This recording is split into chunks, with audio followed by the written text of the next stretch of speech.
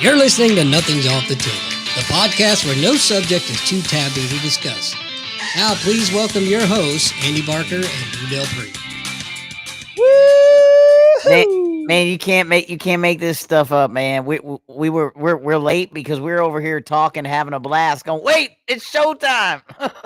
That's true. That's true. How you I didn't doing, even man? realize what time it was.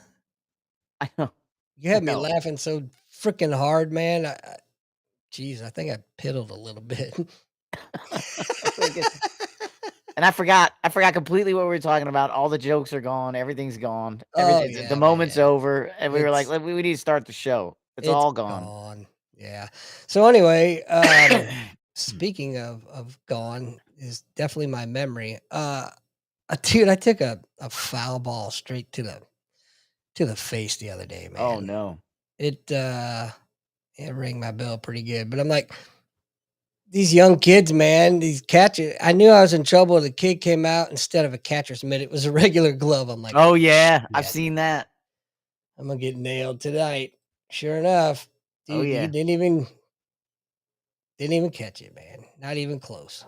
I had a young kid. I had a doubleheader Wednesday. I have a doubleheader tomorrow. I had a doubleheader Wednesday, and I looked over at the coach and I was like, "Hey, man, he's really far back." Like the kid What up, walked two Murdaugh? people. The kid walked two people. I said, "Hey, he's really far back, and he's kind of to the right." I was like, "If you don't want me to talk to him, just say so." And he's like, "No, please put him in the." I was like, "Hey, bud, look at the plate and look where you are." And he took like half a step over. I was like, "Yeah, man." Right.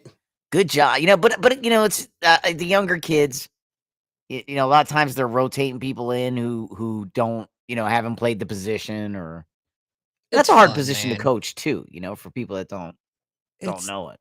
it's just fun at the younger ages, man. Because you know, yeah, it's we don't get involved that much, but you still are helping, shape and form their foundation of the game. Oh yeah. Oh yeah. I called I had a couple of balks, just explaining what's going on. Mhm. Did I tell you I had the kid swung at a high pitch and he goes, "God damn it." He knew it was bad, right? But I said, "Hey." I said, "Hey, How coach." old, how old was he? It's 11 and 12. Oh, geez. So I said, "Hey, coach, profanity again. He's got to go." And then you get stuck in the dugout, right? And I gave him the link. He's like, "Hey." 'Cause it's all league, right? But you Yeah. got the kid knew as soon as he said it. As soon as he said it, he looked at me, and then that's, it's fair. What's up, Dan? But I had an interesting crash. Not crash, right? But there was strike 3. But the kid took off from third. So the catcher went to throw him as he ran back to third, right? The catcher threw him out. But strike 3 was out already, but the play was still going. As the kid threw it, he hit me. Oh, And I said, "Hey, umpire interference, but strike 3, he's out, right? Strike 3, he's out, but that's umpire interference." And so they're like, "What? I don't understand what happened." I said, "Okay, listen. I move a lot back here, not like the other umpires, so I get hit a lot. So I call umpire interference automatically." I don't actually get hit a lot. What happens is a lot of times I kick the ball. oh. Like, cause I move, I Mhm. get up and I get out. So when some of these balls hit, I stay still until I hear the ball hit the backstop, and if I see the catcher out of the corner of my eye still looking for it, I'll move, Hmm. and occasionally I kick the ball, you know? So I'll call umpire interference or something like that. But the kid hit me as he went to throw to third. I had already called strike 3, the batter's out. But for some reason, maybe they thought there was 2 outs, so they were making the play, and the kid hit me, and I called the interference. So anyway, I just had to stop everything. I just had to explain. I was like, "Hey, listen." So once I explained it to the coach, they're like, "Oh, okay. We thought for some reason you were going to advance a batter because of the interference." Or else I said, "No, no, no, man. No, there's no any penalty is to offset what would have happened if, had he had not hit me. There was nothing to happen." I said, "But since he hit me, I just said something." And then Right. the other coach was like, "Hey, I appreciate you explaining it because I was gonna light him up for a meatball. Like, what are you doing hanging it up there at third like that?" That's So I said, hilarious. "Well, I had to explain it over there. I just wanted to make sure we're all on the same page here because there was a question." And he's like, "No, well," I said, "the only question I had was the meatball." He goes, "But now I know." So Meatball. That's yeah, it's funny. just funny. S I mean, the games were good. I had 2 good games. Nothing crazy happened. They were great learning experiences. Like every dropped fly ball, was a unique error, right? It wasn't like people doing the same mistakes over and over. They had 2 really good games, really close scores. Mhm. Um, Yeah, my last 2 games are really good games, fun to officiate, it was just really close, really close, in fact, my last game, the home team came back, they were down, and, they came back, ended up winning the game nice, with extended time, of course, because time expired. Or nice, of course it nice. did. But anyway, since we're wrapping up talking about baseball, let's, Get that done. yeah. I love my cat. I love that crap. Hey, I did find out why Yoda speaks the way he does from George Lucas did it, right? And I didn't have to go behind the paywall. I just had to creatively figure out how to ask AI for an article I told that I was locked out of. But anyway, long story longer, Lucas wanted people to pay attention to his dialogue more because that's where he put the wisdom of the movies. I know, Interesting it right? is. Could have went on without that one. All right, here you go. Lady Gaga announces new Las Vegas residency, Enigma, right? You know what the residencies are? These are when these stars do the shows. They live at the house and they do the show every night, because Right, they live right, at the right. hotel and everything. So she has Enigma scheduled to debut later this year. Promises groundbreaking blend of music, theatrical performances, and innovative stage design. Well, good for her. I love to see when she has success. U.S. China trade talks begin amid shifting diplomatic strategies. This is that was amazing, right? Nobody knew how the tariffs were going to come off, and now we're all at the table. So, um, Hmm. high level discussions between U.S. and Chinese officials have officially commenced as both sides aim to arrest longstanding tariff disputes. Right? Scott Besson is up there. You saw Trump made a tweet or truth earlier saying 80% tariffs on China sounds about right, but it's up to Scott B. So, I Hmm. think who's it? Ben Shapiro was pointing out one time in his show that when Scott Besson talks, the markets tend to go up. He's tends to know what he's talking about. Kaylee Jenner and Timothy Chalamet, and I am always asking, what is Kaylee Jenner up to? And finally, here we are. But Kylie Jenner and Timothy Chalamet made their red carpet debut, right? Can you believe it? A striking appearance at the high profile event. Chalamet and Jenner holding hands, coordinated trend setting looks sparked discussions about their emerging dynamics. And I am always, like I said, discussing Kylie Jenner. Andy tells me regularly to stop.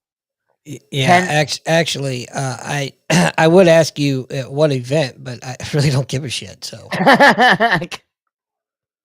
right? Anyway, Penn Badgley clears the air over bizarre rumor. Right on the episode of The Tonight Show starring Jimmy Fallon, Penn Badgley addressed persistent online rumors regarding his son's name. Combining humor and sincerity, he underlined the importance of privacy and factual accuracy when it comes to personal family details. So you got to go in there and check that out. Fed warns of economic uncertainty from Trump tariffs ahead of the U.S.-China talks. So the Fed, I always wonder if people understand Fed stories, right? The Federal Reserve are private banks, and the reason they're able to call themselves the Federal Reserve is because the money that is left over after the end of the year, right, or at the end of the year, after they've paid their shareholders, their investors, and their account holders of those banks first, if there's money left over, they put it back into the treasury. And then that allows them to be called the Federal Reserve and then gives them the ability to print and maintain the currency, right? All of this is on the website, right? All of it. And you can go to the Fed, and I took a tour of the Chicago Fed. Um, they're really cool. They're really interesting places. But it's a fascinating relationship, right? It's Yep. basically because central banking gets voted down in the political landscape when talked about, they changed the name to the Federal Reserve, but it's basically central banking. And they by calling it the Federal Reserve, it won the vote, right?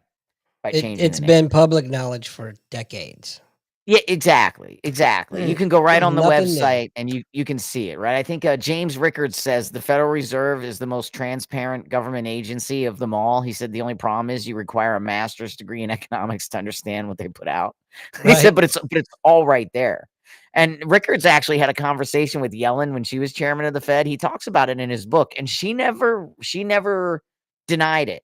But he got her to admit the Fed was insolvent.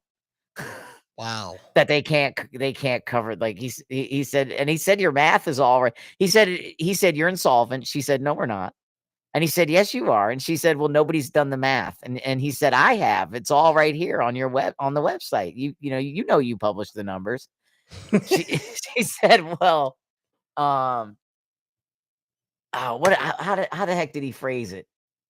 She said something from well, nobody knows, right? He said, so they went from no we're not to no one can do the math to well, nobody really knows that. So Damn. yeah, he said, so it's Scandalous. all yeah, he's not a fan of Yellen at all. Like he thinks she's slimy and shady Of and has course she always is. been that way. But Powell, Jerome Powell, is another guy that was trying to ensure the political strength of the Federal Reserve because there's a growing backlash due to the controversy over the central bank digital currency, right? They were trying to pass central bank digital currency. And Mhm. now that Trump came along, that plan is gone because Trump is promoting all the digital currencies, right? The Biden administration. See, this is why it's so hard to believe when they run headlines like millions of Trump voters regret. I don't know millions of Trump voters or were like, yeah, oh yeah, I think Kamala would have been better. No Yeah. way, man. I They don't were know going to get rid of what. all the Bitcoin, all of that shit, and have a central bank digital currency that would have locked you up like you would never believe. And then they were going to go along with the European law that goes into effect next year. And Trump has to do something. I think he did it with this trade deal. I think it's in there. But if Trump wasn't here, Kamala Harris never would have ended that. They were going to do ESG scores up and downstream in order to do business in Europe. And what that meant going, hey, what's up, Mike? Vinny What that meant Rigatoni. going up and downstream on ESG scores was every point in your supply chain had to have the appropriate ESG score, or you could not do business at all Right. at all, right? So if you're a tire company in America doing business in Europe and you're like rubber Vietnamese farmer is not scoring, you're done. You're toast.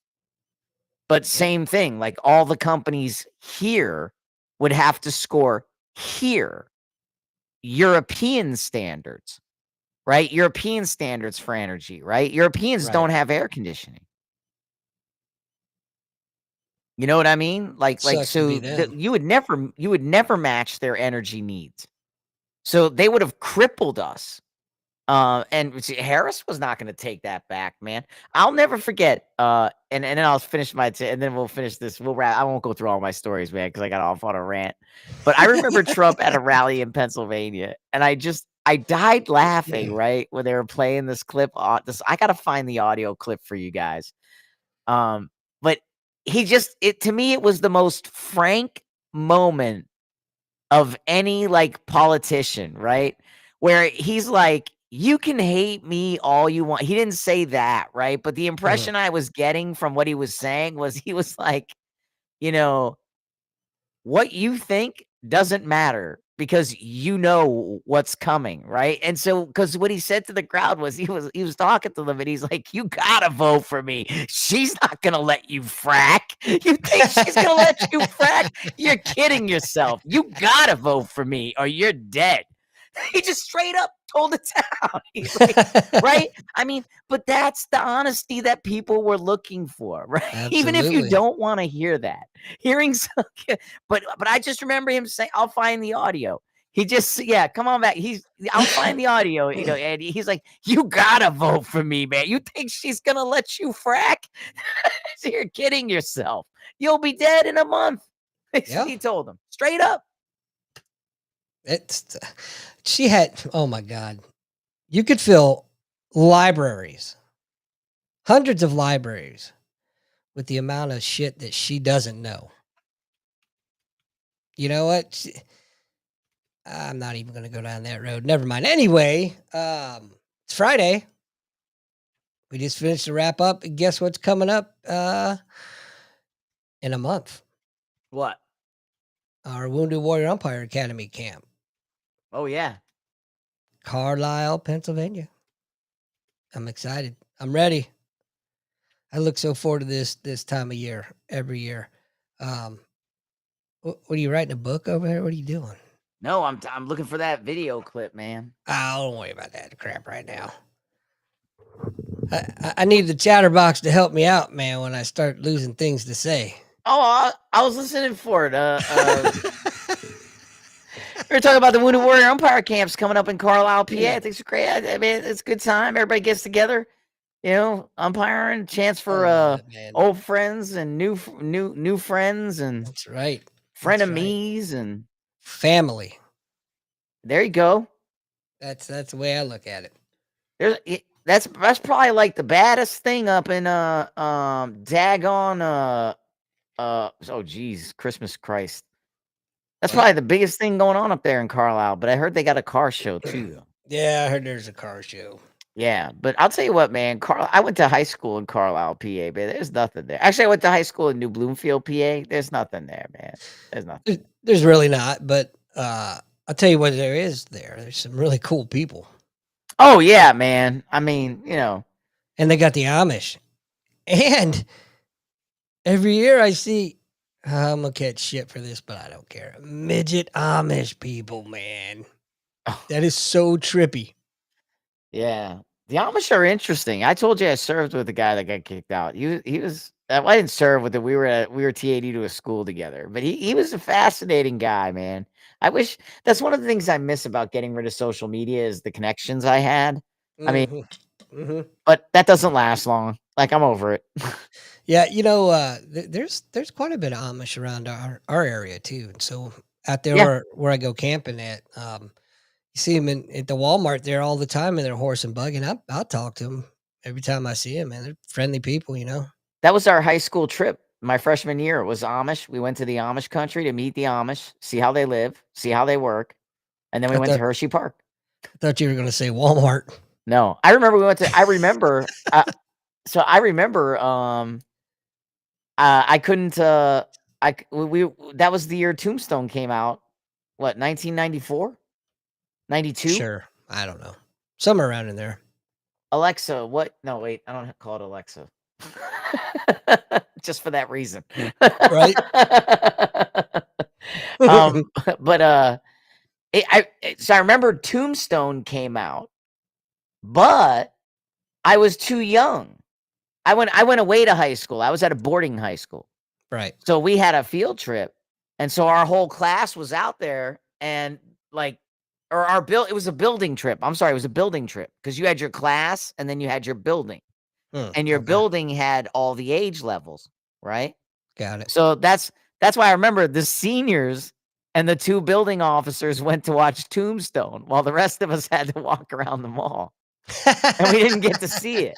And so, of course, they don't care about us. We're underclassmen, right? So on the bus the whole way home, we're getting play by play on how awesome that movie is, right? And like, I'm like 14 and I'm like, You're not going to take me in there? Like, no, That's no, you're funny as shit. 14, man. Your parents didn't sign permission slip for that. Get your ass out of here. Rated R Fucking movie. fucking boot. Right, right. I went to Carson Long Essentially, right? Military Institute, New Bloomfield, Pennsylvania. That's where I went. If anybody's like, what was he talking about? That's where I went to high school. Nobody's nobody's listening. I don't think so, but it just adds context to the story. That's right, that's right, that's right. Yeah, so, People are like, "You always knew you were gonna go in the Navy?" I was like, "I did when I was 14." As soon as I hit that Army high school, I was like, "This sucks." and then where you end up. Yeah, no, Look for that's why I was going in the Navy. I said, "I'm going in the Navy, man. I'm not going in the Army. This is bullshit." Like, after 4 years of that, I was like, "This is stupid. I don't like this at all, man." We used to do this thing called, Camp Carson where we'd walk, like, 5, 6 miles or something, man. As a kid, that's forever. right. And then they would, like, we'd just be out there like animals for 3 days, man. Like, I'm surprised no one got roasted. I mean, people were, like, mail ordering knives months in advance, man. I'm talking, like, the latest, like, Rambo, I mean, giant Gurkha knives and stuff, Right. and, I mean, they, and like I said, they're just out there, man, just like India camo painting up and just living wild, man. And the instructors are all in on it. They're living their failed life dream or whatever. Like they're like throwing mail, calling your name, throwing it out the window like they do in movies, and like, yeah, man, some people's shit was going in the fire, and yeah, they're laughing. And and you're Right. like, I'm 15, man. I don't know what was in there. Like there might have been money in there for me. Like, what are you That's doing? right. People saying, "Gay, shit's on I fire." I love I love how you say living out their failed dreams. I just it was crazy, man. It was cool. Now right? Like back then, I'm like, these dudes are heroes, man. They like, oh man, these guys are clowns, man. You know. Damn. I mean, some of them were It cool, man. And like I was a jerk. High school was a jerk, but it was just funny, man. Like, I don't know. It was just wild times. I remember I worked in the kitchen because they would pay you cash.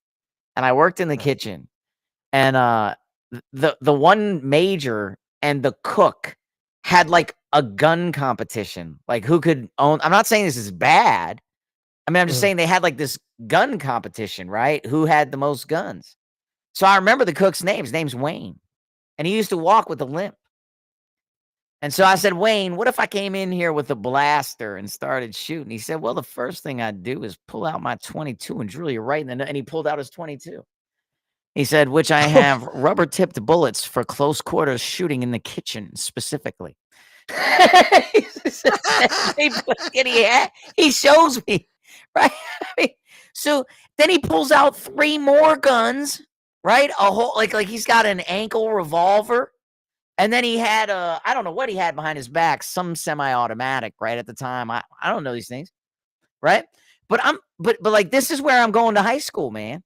Then the history teacher comes down one day and tells us this story. This is hilarious. He comes down and he pulls out his 9 millimeter. He drops the magazine. As he goes to pick up the magazine, he points the gun down the aisle. Like everyone in the middle, like dives, right? Oh, shit. And he picks it. This is the World War II vet, Andy, right? Oh, That's jeez. teaching, right? Like, so he's like 80. And Oh and, my like, he god. gets it, then he racks the round, and he's like, "Here, guys, look at it," right? And he, like, passes it around, you know, and I'm in this class like, "This is crazy, right? This gun's being this is insane. This is insane." Then he starts telling a story. He's like, "Yeah, I'm at the mall, and I hate the nonconformists." And he's like, he goes, and he's like, "One of those mall trips with you guys. I don't remember what year we took you rats to the mall." He was hilarious, man. He hated it. Like, I don't wanna say he hated us, but he longed for yesteryear, when the Mm, Corps of Cadets was harder. He right. thought we were all pussies. He d we asked to move up a division in basketball, and he was like, "Well, we" he goes, "There's a reason you guys are playing Bethel Baptist Bible and kicking the crap out of them. It's because a division up, they kick the crap out of you." When I was the coach, you were division champs. Now you're division chumps. Told he he told us one time. He told us one time, and I use this all the time. I use it all the time. What up, Timmy? The coach couldn't make it for basketball, so he had to take us on a Oh, road jeez. trip. So he takes us on the road trip, and right before the game, he circles us up and he's like, I don't know. He's like, it's not how you win or lose, it's how you play the game. Does anyone know who said that? And everybody's looking around and he goes, that's right. No one knows because it was a fucking loser who said it. He goes, winners don't think that way. He said, now go out there and win. And then he sat down and opened a book. He caught up like nothing, man. He read the book the whole time. He read the book the whole time. So Mark Janier, the team captain, ran the whole game, man, and we won. But it was just hilarious. Like I use it all I have used that all the time.